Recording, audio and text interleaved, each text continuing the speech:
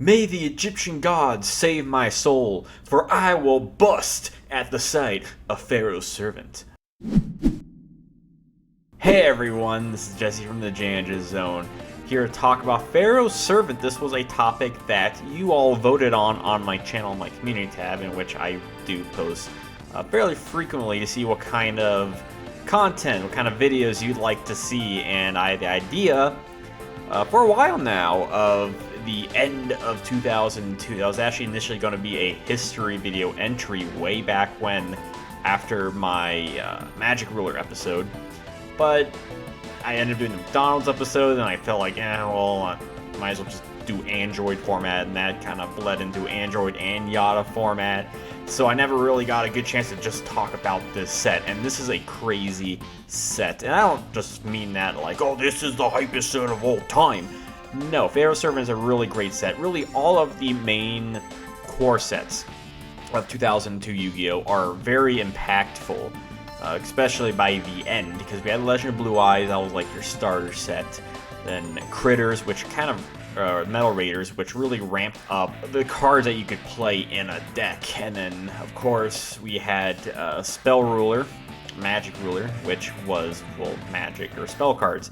And then we got to Pharaoh's Servant, which was the final core set of 2002, which was the Trap set. And this really started to change the way Yu-Gi-Oh! Was, because we didn't really have boss monsters, per se. Like, sure, there were big monsters, but not really one aside from, I guess, Summon Skull probably was the only one, but nothing with an effect quite the power of Janjo, the premier card from the set.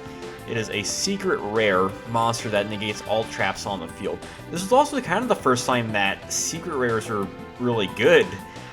Normally, up to this point, secret rares were just kind of collector's cards, you know, Trihorn Dragon, Gate Guardian. Like, we didn't really care to play those in a meta deck, but suddenly you had a secret rare in Janjo, and who would have thought? You kind of have to play this card. And that wasn't the only secret rare from the set. You had other very, really powerful cards, like Imperial Order was a very, very powerful trap in the set as well. And that was also a secret rare, and that stops spell cards.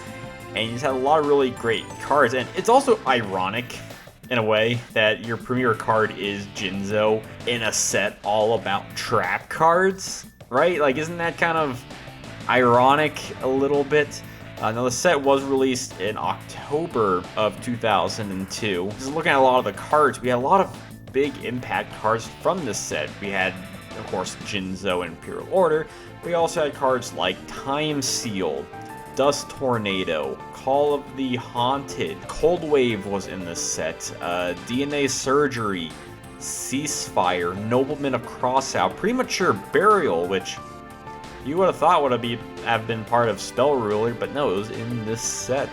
Morphing Jar 2, a bunch of fire monsters. I'm just like going down the list here, and you know, Limiter Removal, Insect Imitation would see play eventually, Gravity Bind. Of course, we got the Legendary Fisherman, which was a fan favorite of mine, because I had the card back in the day until one of my neighbors stole it and never gave it back, and then they moved, and I'm still kind of salty about that.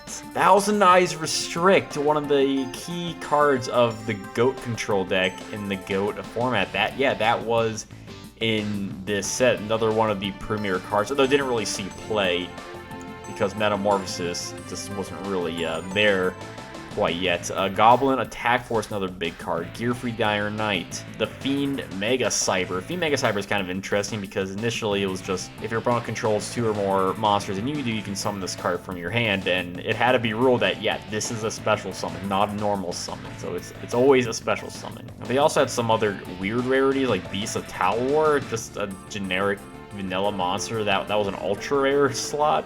I don't know why. You got a rare in Red Moon Baby. I remember having that card. Why is that a rare over other cards you could have gave it to? I don't know. You also got Magic Drain. Like, there's a lot of really good cards from this set. Thinking about my Spell Ruler video where I talked about, hey, it'd be fun if there was a Spell Ruler format because there's a lot of fun cards. Because typically, the main played format goes from, you have some people who play LOB, but generally it's Yugi Kaiba, Critter, and then it jumps to Android format, which includes Spell Ruler, Pharaoh Servant, and Labyrinth of Nightmare. The reason why it jumps from that is because a lot of the sets are fairly... like, there's good cards in them, but it wasn't quite a big jump until Legacy of Darkness when they introduced Spirit Monsters with Yata Garasu having drop-off in those kind of more hand-controlled decks really changed the deck. You know, there wasn't really a time where between like an MRL format or a PSV format where it was like, this is just a game changer, probably like Critter was. But if you look at just how much it changed when you consider that, yeah, Legend of Blue Eyes introduced cards, and then Critters introduced a lot of more effects, and then you have Spell Ruler, which introduced a lot of very powerful spell cards, and rituals, and floaters, and Pharaoh Servant introduced a ton of very powerful trap cards. Just consider that as its own format. I think that's very interesting and kind of an untapped thing. Because every set in 2002, those 4 sets really could be their own format entirely. Yeah, no Android format. Let's get the Servant format, or PSV format, sure, you know, PSV, SRL format.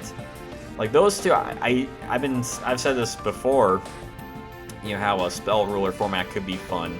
I think the same could be for a Pharaoh's Servant. You know, I like to make some decks about this. If you like to see me make decks for my deck builder series, certainly let me know. But it's something I actually kind of want to try and get into. See, all right, well, how much do decks really change? Because again, you don't see people mess around with that going with just this one set, unless it's, you know, some sort of progression-y series kind of thing.